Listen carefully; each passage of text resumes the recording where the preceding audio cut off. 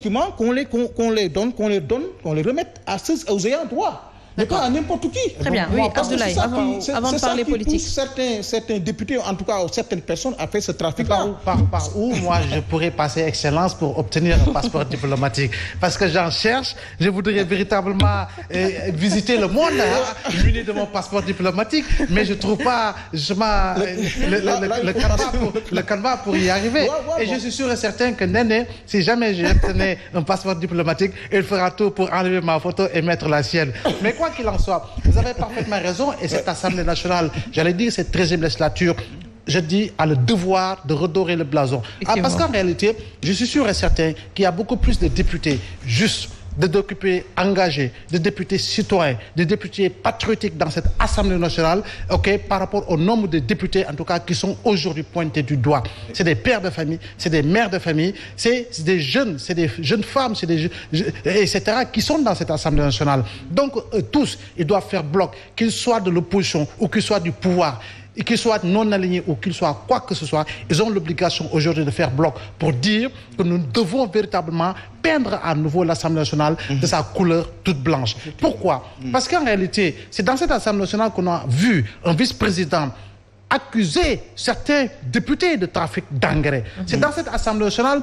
qu'on a vu des députés s'injurier de mères devant justement leurs enfants, devant justement le peuple sénégalais. C'est dans cette assemblée qu'on a vu des députés se donner des coups de poing. Je crois bien que ce n'est pas de la culture, ça ne fait pas partie de la culture sénégalaise. Nous avons une certaine culture d'approche, une certaine mayabilité par rapport justement au rapport que nous devons avoir entre justement citoyens. Surtout pour ceux-là qui sont censés voter, contrôler les politiques publiques, voter les lois et voter le budget du Sénégal. Je crois bien qu'aujourd'hui, c'est une nécessité. Et vous avez parfaitement raison. Aujourd'hui, il faut aller dans le sens de changer le mode de choix du député. Parce qu'en réalité, si on instaurait à travers une loi des primaires pour toute coalition qui veut véritablement aller aux élections législatives, je crois bien que ça permettrait de pouvoir choisir les personnes qu'il faut par rapport aux listes qu'il faut et aller dans le sens d'avoir des députés, en tout cas qu'il faut, de véritables représentants du peuple et qui ne seront plus des députés du peuple ou le député du secrétaire général d'un parti parce qu'ils sont de l'opposition. Alors, un dernier mot peut-être par rapport au trafic de passeports diplomatiques avant d'entamer la partie politique. Un dernier mot. Bon, le dernier mot, c'est en tout cas, c'est un peu de mettre de l'ordre, n'est-ce pas, dans l'obtention de ce précieux document de voyage. C'est-à-dire en faisant de sorte que ce document puisse être donné qu'aux ayants droit. Moi, je veux dire, les ayants droit, c'est les diplomates de carrière qui représentent leurs États dans les différentes représentations diplomatiques. Ça, c'est un. Deuxièmement, les donner, par exemple, aux ministres qui sont en fonction, parce que eux, souvent, ils effectuent des missions pour le compte de l'État, du gouvernement, etc., pour leur faciliter donc le déplacement. Je pense que là, il est question de donner que ça. Et aussi aux députés, même pas à tous les députés, pourquoi pas, qu'aux membres du bureau seulement. Parce qu'en fait, les députés, comme vous le savez, la manière dont le député est élu, la manière où il est choisi, parce qu'il y a deux listes. Il y a une liste qui est donc choisie, qui est pour le président de la République, qui sont ses propres députés, donc qui ne passent pas nécessairement par la base.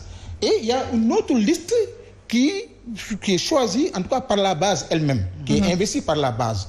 Moi, je pense que par rapport à tout cela, pour éviter toute forme de trafic ou en tout cas de tenir l'image de marque de notre pays, il faudrait maintenant qu'on redevienne à l'orthodoxie. C'est-à-dire faire de sorte que seuls les ayants droit puissent bénéficier de ce document. Et que ceux qui n'en ont pas le droit, qui n'en bénéficient pas. Et puis aussi que les épouses de ces députés-là, quand même, qu'on leur retire leur... Bon, ça je ne le dis pas pour ça. Mais c'est un peu... C'est ça, c'est le désordre en fait. Parce que l'épouse du député... Qu'est-ce qu'elle fait avec ce document? Il y en a même qui l'utilisent pour faire leur propre business. Ça pose problème.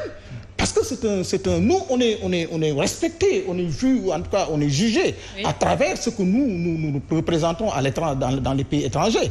Et ça, c'est à travers, effectivement, que ce passeport diplomatique que le Sénégal est respecté, ou en tout cas n'est pas respecté. Je pense que donc, il y va de l'image de marque de notre pays. Il faudrait qu'on mette de l'ordre pour que seuls les ayants droit puissent en bénéficier.